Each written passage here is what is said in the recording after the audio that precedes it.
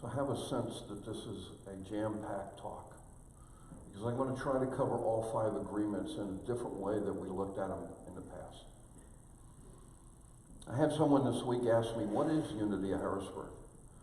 And I said, it's a house of healing. And they said, healing of what? And I said, of emotions, of emotional wounds, of mental wounds, of spiritual wounds, which we know lead to physical wounds.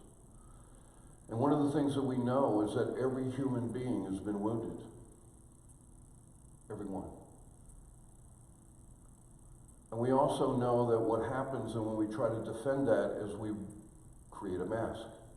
And so I was explaining that part of what we are is a house of healing where it's safe because everyone, including me, knows we're wounded at some way. And that we believe in the law of equality of the universe, that everyone is created equal. And I really was thinking about this question because it's a very valid question. It's one that a lot of people have, and I think I kind of surprised them in a way because it wasn't kind of religious talk or spiritual speak. And we don't want that because that's not authentic. What's authentic is everybody's hurting at some level, and it's okay to be that and understand that it's true for all of us. And there's layers, and there's levels, and there's layers, and there's things that we work on and we release and get healed, and there's more stuff than to work on. You ever notice that? That really ticks me off sometimes. It's like I'm already done with that forgiveness thing. No, like obviously I'm not, because here it is, right? I had an experience this week. I woke up, and there's like 3 events that had happened in my life so far away ago, and I was there, I was living it, and I was like, man, that stuff is still not released. It's not healed. So this is common. This is part of the process. This is the spiritual journey that we're all on. So we talked last week a little bit about the history of domestication and how all suffering comes from there. And we've all been domesticated. You may not like the word, it's okay, because it still happened to you. And domestication is when you were trained up to be good and bad. You were trained up in duality. You were trained up that you had to be perfect, or else. It was always that or else, wasn't it? Oh boy. So human suffering comes out of our domestication. It comes out of belief systems that you and I have made our own that are not true. They are not. And it's in the learning that they're not true and how we begin to move to truth is how we move from human suffering at whatever level and layer it is to a place where we can live a much better life, happy and free, safe and secure, at peace. As children, we were hooked into those beliefs. You know, psychologists say most of it happened before 7. And then what happens is we now know is you built a vibration of that belief in the untrue, which I did and you do. And then what happened is during our lives, all of it came to prove, because the universe is always saying yes to you and me. So we create our very own, the Toltec wisdom calls it the book of law. You and I have a book of law. You created it for yourself. I created it for me. It's the laws that you were taught from your parents or weren't taught. It's the laws that you were taught from the priests and the nuns and the preachers and the rabbis and the teachers and all these people of authority that were teaching you from their woundedness, from their conditional love, doing the best they could, no doubt.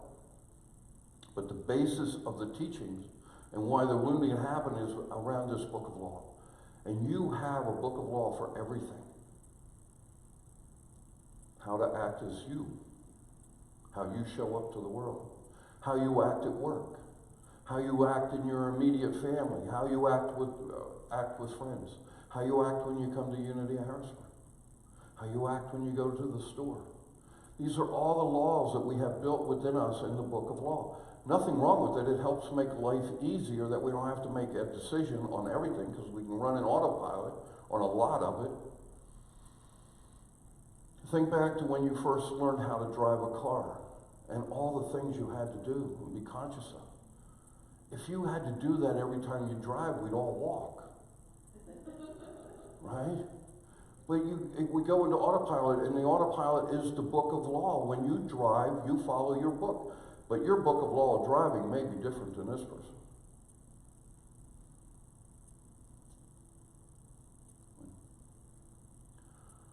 These laws are our truth about ourselves and how we show up to the world.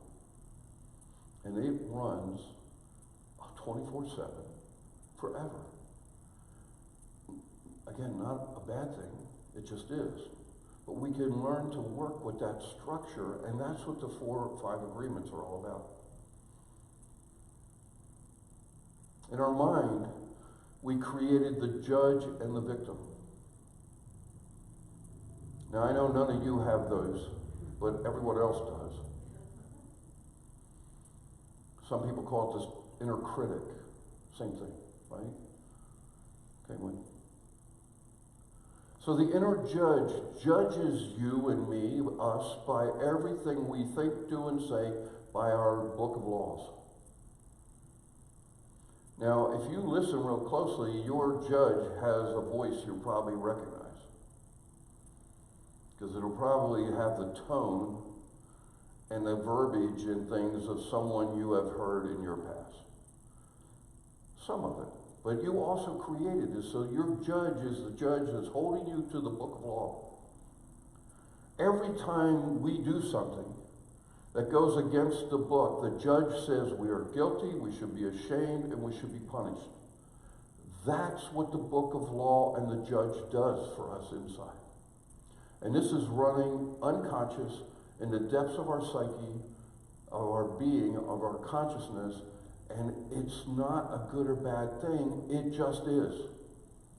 And it's true when you drive. If you're driving and you're not in alignment with your book of law, the way you're to drive, it will let you know, and this is the process that begins. The inner victim is a part of our mind that receives the judgments from the judge and carries the blame, the guilt, and the shame.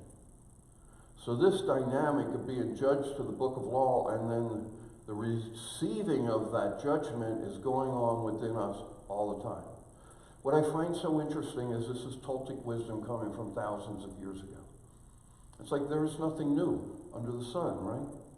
But the application of these, and we begin to understand how this dynamic is working within us, really helps us begin to understand to go to a new level. That's what these new agreements are all about, dealing with this very thing that lies within each of our psyche.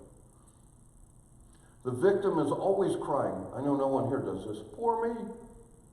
The world is just unjust. It's picking on me. No, it isn't.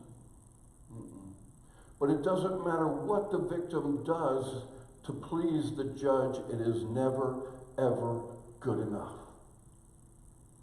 Anyone but me ever feel that? It's like, what? You know, I'm doing all these things, I'm making all this happen, it just never seems enough. That is not true, because you and I are enough. But this system that's been playing in our minds and our psyche and our consciousness continues. So we create this shadow self, right? We put it behind us. Why? Because we don't want to see it all day long, and we don't, oh God forbid, they see it. So we hide it behind. It's called the shadow self. Carl Jung is really the person who brought this whole notion of shadow self.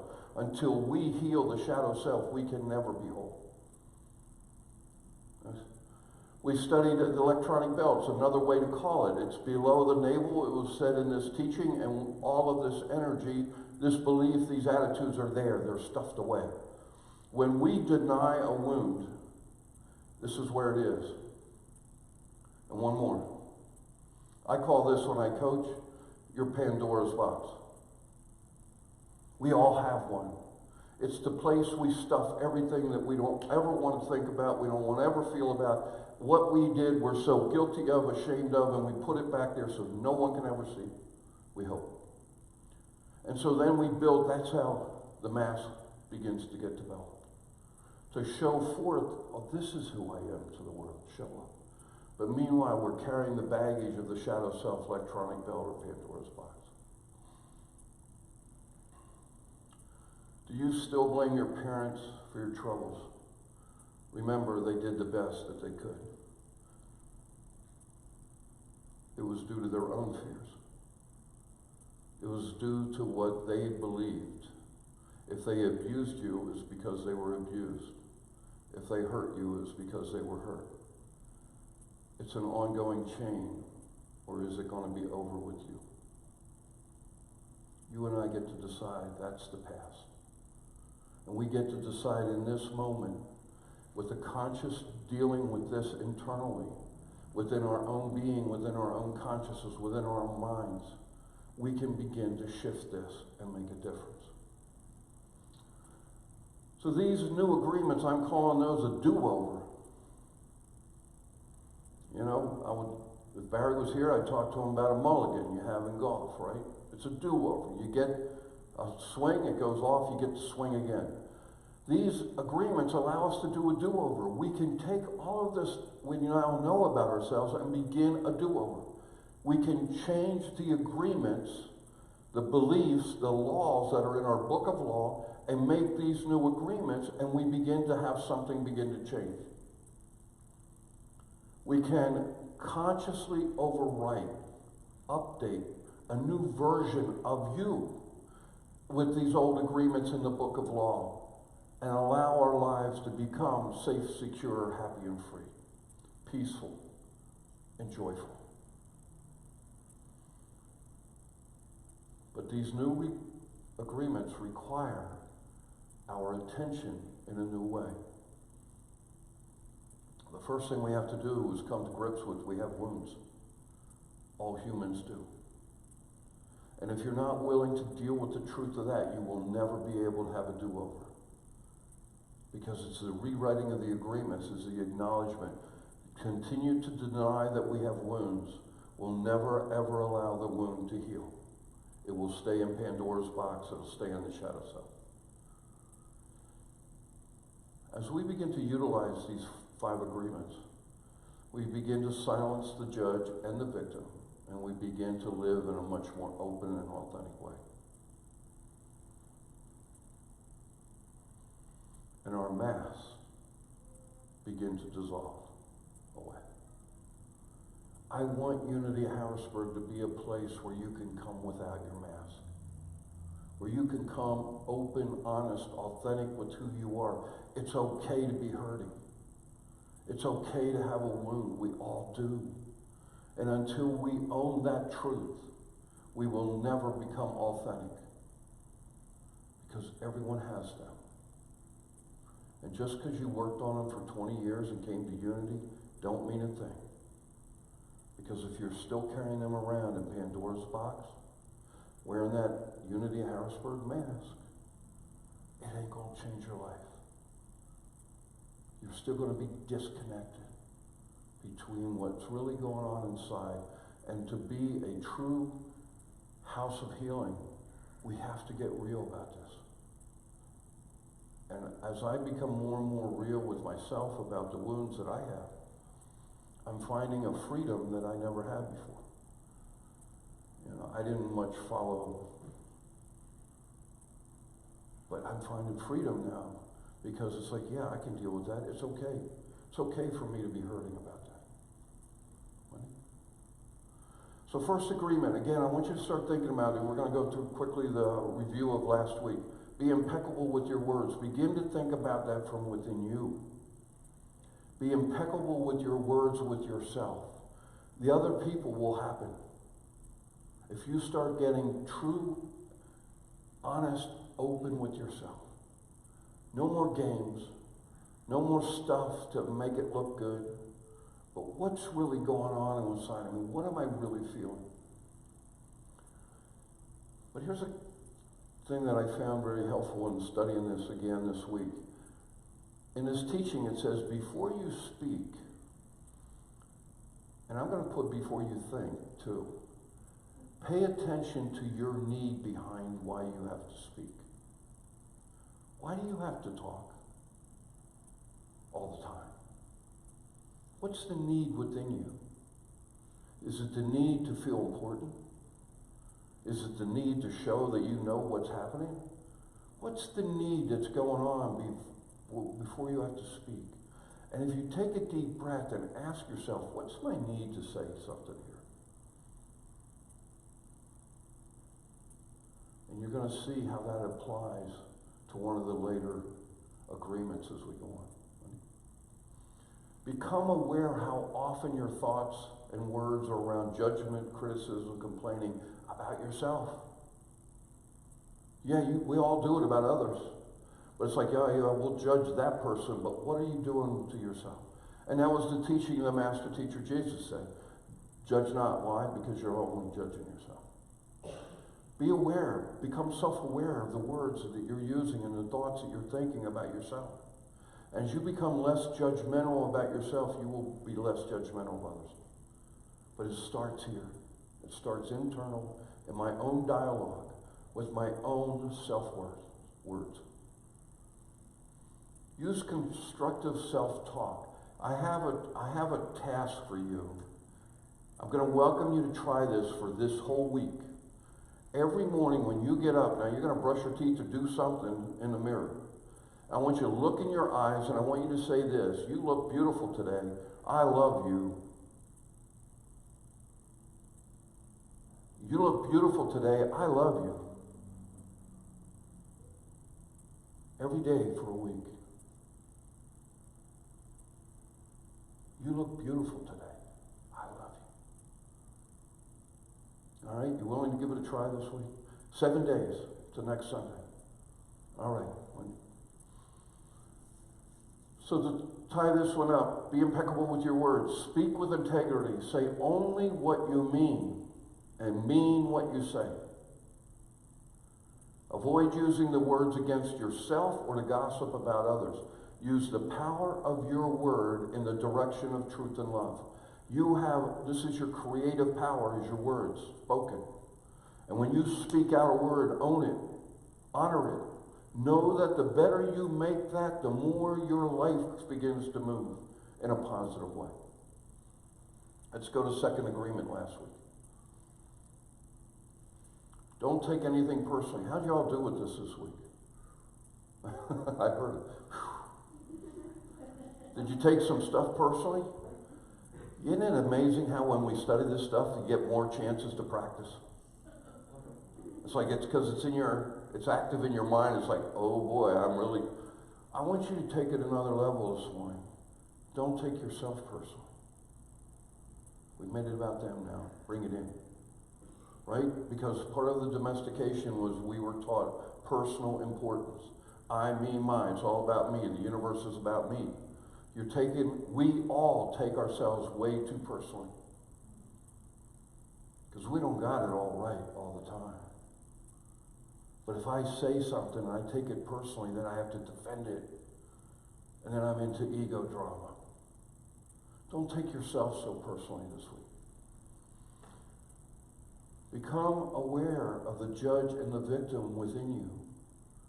Most of the time when we are taking things personally about ourselves or what someone else did, it's because the judge is judging and the victim's going, oh, poor me. How could they possibly walk by me and ignore me? I know no one in Unity does that, but there's people out there who do that. And they get themselves all tied up in knots over that person walked by me and didn't even look at me. What's the meaning to that? That's taking it personally, isn't it? Who knows where their head was? Who knows what was going on in their lives at that time? You and I don't. We can't read their minds. We can't read their experience. But we take it personally, and what do? We build a whole story around it. That's the judge and victim work that's going on inside of you. And that when you become aware of it, you say, well, wait a minute. I just need to breathe and be. And maybe ask a couple of questions. And we'll talk about those questions in a minute.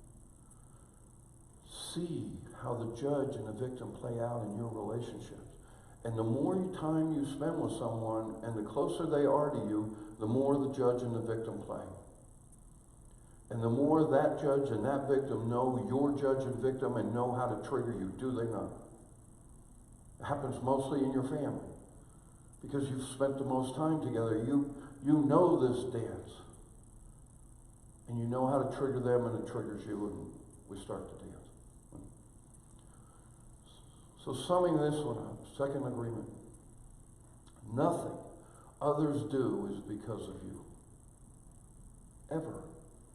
It's because of them. Just like you're doing everything for you, so are they. What others say and do is a projection of their own reality, their own dream, just like you project yours to others. When you are immune to the opinion and action of others, you won't be the victim of needless suffering ever again. If you remember that slide last week, if you get this one, you can travel the whole world and never be hurt again. Most of all of our suffering and hurting coming from other people comes from taking it personally and then building a story. Okay? So let's go to number 3. Don't make assumptions. You see how they all start to fit together here? What happens when we take something personally? What do? We assume. Right? We assume I know what's in your head and what you're thinking and what you're... I can tell by your action what's going on there. No, I can't. That's an assumption. And you do the same for other people. Don't make assumptions. If you think about this, what happens if you stop making assumptions? You don't have a whole lot of stories to tell yourself, do you? Because that's where the story comes out of. Taking it personally and making an assumption and building a story. We have the tendency, human tendency, is to make assumptions about everything. I want you to become aware this week how many assumptions you make during a day. But here's the key issue. We make assumptions and then we believe they're true. Well, it's true. I saw the look on their face. Here's goes the story. No, we don't know if it's true or not. There's only one way to find out if it's true for them. Then when we take it personally, we have to defend it or then project our own emotional poison or garbage with our words onto them. Ego drama.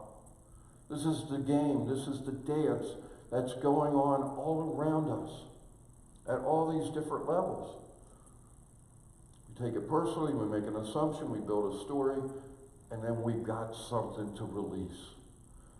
Toltec wisdom calls it an attack. When you attack someone, you don't have to attack them straight on. You can attack them, that's what they call gossip. Attack behind the back. But these are attacks you put out. What's going to happen if we vibrate and attack others? Who's going to get attacked? Come back, universe. Coming back to me. Go ahead. We assume that everyone sees the world the way we do and thinks like us. We have been trained this way. We've been domesticated. That everyone out there sees the world the way we do. We assume it and then build a story. We assume we can read their minds and that they can read our minds and that they will always get it perfect every time. Well, they've been with me for 35 years. They ought to know by now. That's an assumption and a story, right? We do it all the time. Be aware this week of where you're assuming and where you're building a story and where you're thinking that they should be able to read your mind. Well, if they really cared about me, they would know what I need. No. That's your job, not theirs. Their job is not to try to read your mind, ever.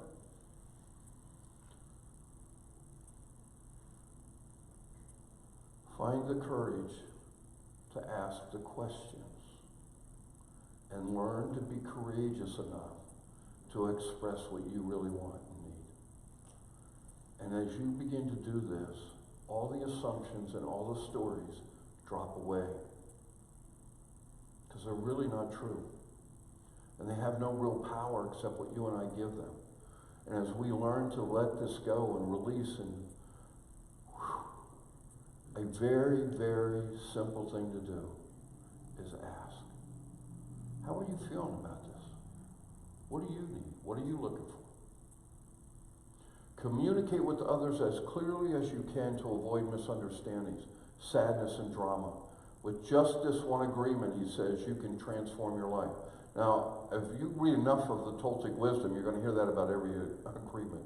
If you just do this one, you can change your life. But this one is really, really important because we're doing it all day long and we're not even aware. We're in an unconscious autopilot mode with taking it personally, make an assumption, and build a story, and next thing you have is drama within you. And none of it's probably true. They'll have a little bit of truth, of course, or you wouldn't believe it, but it's not truth. It's pieces of, we're going to talk about that in a minute. Go ahead with me. Our fourth agreement, always do your best. Oh, I don't have to be perfect, thank God. But your judge says you have to be perfect all the time. It's a lie. There is no perfection in human. There's none. And when you get that, you can drop that part of the judge and the critic saying, well, you weren't perfect. You're going to see this when you compliment someone. And what do? They kind of turn their head aside and go, well, I could have done better. No, you did your best. That's all you have to do. Show up and do your best. There's no perfect. And that takes all that judge stuff away that is judging you to the book of law and your perfection of it. There is none. Well, that goes away. And you begin to be able to say to yourself, did I do my best that day? Because that's all you had. That day and that moment to do your best, whatever it is. Under every circumstance, do your best. No more, no less, your best. That's it. And the same with these other agreements. It's like, was I impeccable with my word? Well, I wasn't perfect. You weren't asked to be perfect. You were asked to do your best in that moment. Did I assume? Yeah, kind of. Can I do better? Yeah, I could do better. If I did this, it would be my best. Never perfect. You don't ask yourself that. You don't hold yourself to that unrealistic bar that the judge within you says you have to be. And then holds you guilty, makes you sad, and makes you want to attack someone.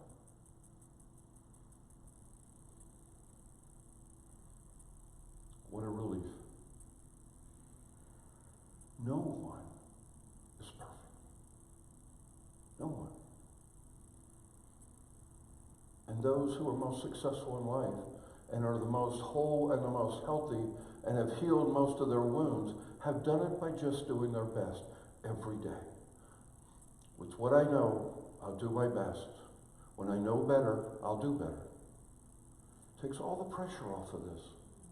But so many people feel this burden to try to be perfect. If you never judge yourself, Wendy, you will never feel guilty, ashamed, or need to self-punish. All of that comes from the judgment. All of that comes from the judge within us judging ourselves.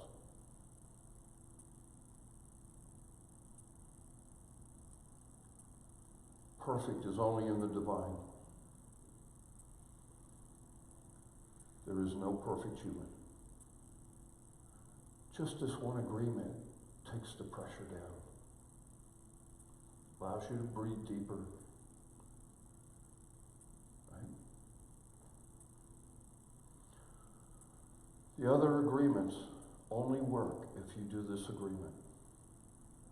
If if you commit yourself to do the best every day in this moment, and start asking yourself the question, how can I do my best about being impeccable?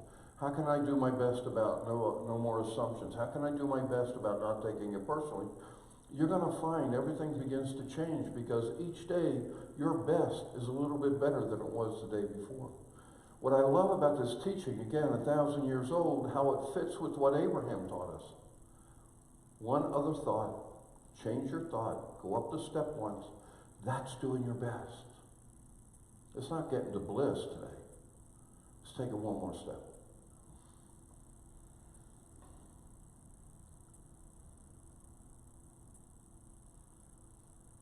Your best is going to change from moment to moment.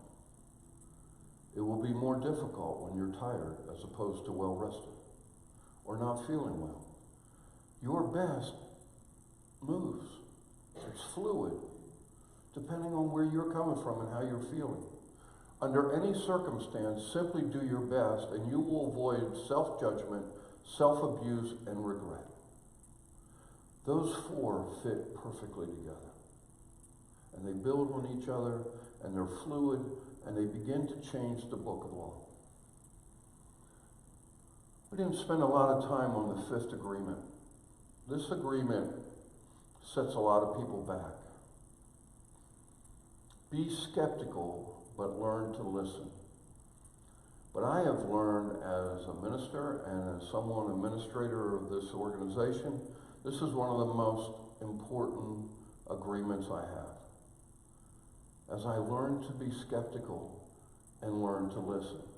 But you're not like, whoa, I thought you're supposed to trust. You are. But remember where the trust goes. The trust is in the divine, not in people. This is about people. This isn't about being skeptical about God or source or spirit. This is about being skeptical in your interaction with all people. And it's not saying that they're not telling you the truth. It's saying, listen. Listen for what? Go ahead, Wendy. Be skeptical of what you read and hear. Most of it's untrue. I'm going to give you a really extreme example.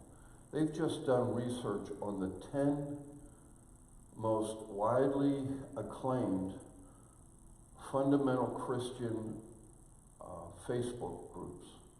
They're huge. Millions of people go there. And out of the 10, 8 of them are operated in the Ukraine.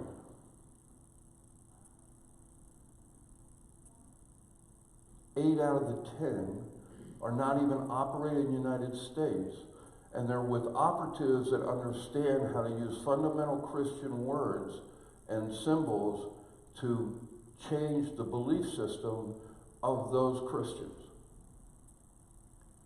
This is more true today than it's ever been for us because of the internet. You have no idea who put anything on the internet. You have no idea if it's true or it's manipulated or it's there to manipulate you.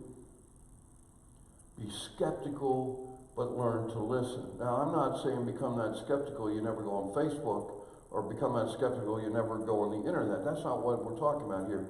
It's having the power of something. We're going to talk about it in a minute. Go ahead, Wendy. Most of the stories created are not true. That's true about your interaction with people in your own family. Because their stories are going to be given to put the best mask picture story forward, is it not? They're not going to tell you about Pandora's box or the shadow stuff. They're going to put the mask on and shine it with stories. That's one piece, but what we're now talking about, what's happening on social media and the internet and all the others, social media sites, we don't know who's doing that. God. Know that humans usually exaggerate in order to be important. Self-importance was the law of the book, right? Process of all about me. I got to put my best foot forward at all times. I got to be perfect. Shine the mask so everybody thinks I'm wonderful and I can then be loved. The stories are going to be shifted a little bit, are they not? You do it, I do it, and everyone else does. That's what this agreement is about, is just be a little bit skeptical and listen for what's behind the words. There is much yeast in most stories.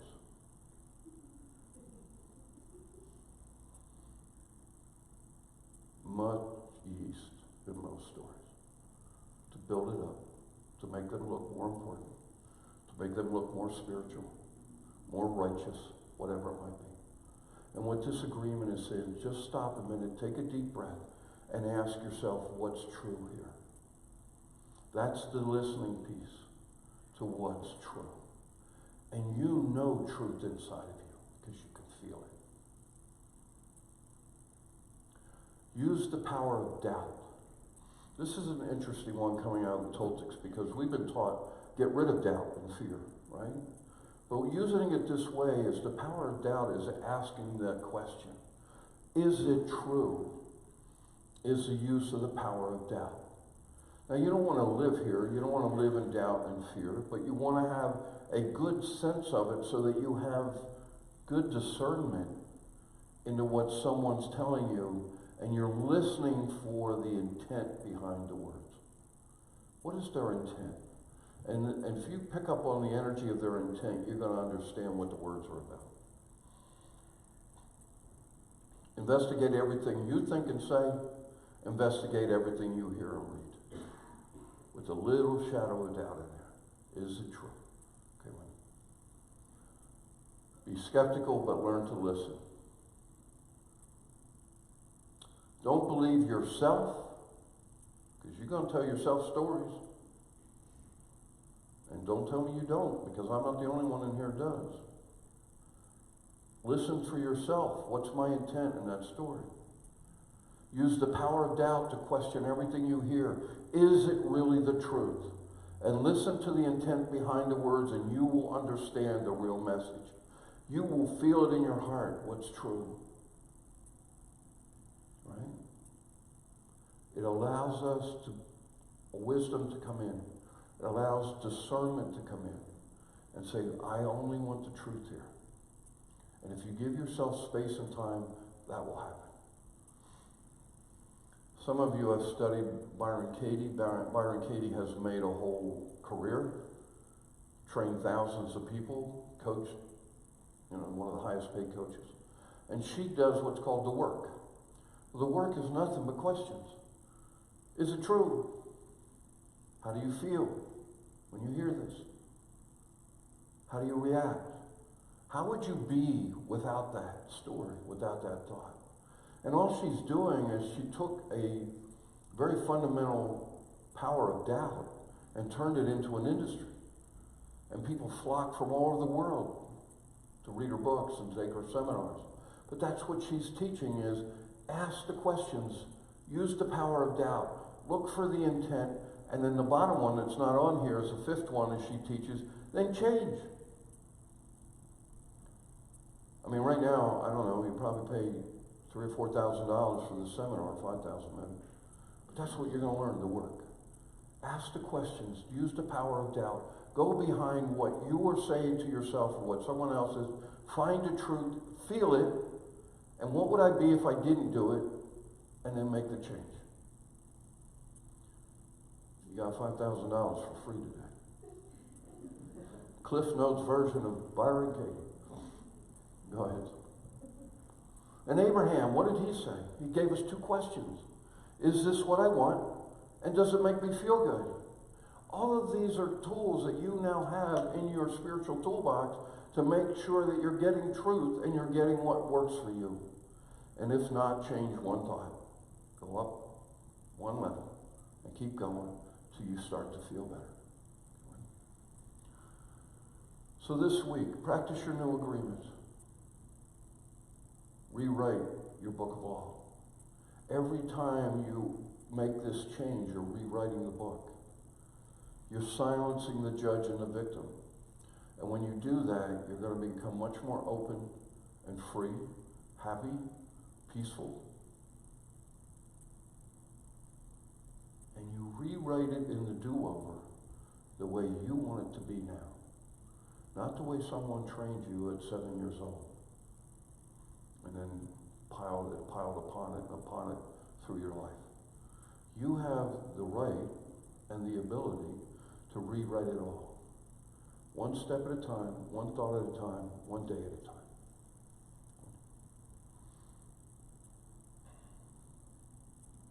One of the ways we rewrite our book is through violet fire decrees, because violet fire decrees transform what's in Pandora's box, the electronic belt, or the shadow self. So as we're practicing here over the next couple of weeks, speeding it up, I had a couple of people come to me after Sunday last week and said, I can't keep up. I said, that's fine. It's not to keep up. It's just to feel the energy. Let the energy flow through you, because as the energy spirals, more and more of that, and then we'll go into our meditation. All right, Wendy? So our preamble,